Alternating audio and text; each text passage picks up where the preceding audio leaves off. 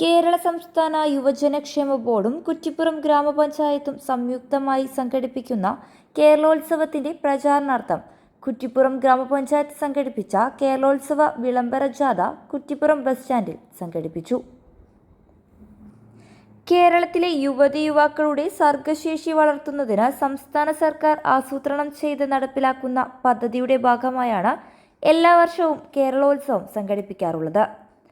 പഞ്ചായത്ത് തലം, ബ്ലോക്ക് തലം, ജില്ലാ തലം, സംസ്ഥാന തലം വരെയാണ് കേരളോത്സവം നടക്കാറുള്ളത്. കേന്ദ്ര ഗവൺമെന്റ് നടപ്പിലാക്കുന്ന ദേശീയ യുവോത്സവ മത്സരങ്ങളും കേരളോത്സവ മത്സരങ്ങളിലൂടെയാണ് സംഘടിപ്പിക്കാറുള്ളത്. കുറ്റിപ്പുറം ഗ്രാമപഞ്ചായത്തിൽ 23-ന് തുടങ്ങുന്ന മത്സരങ്ങൾ വിവിധ ദിവസങ്ങളിലായി വിവിധ പ്രദേശങ്ങളിൽ നടക്കും.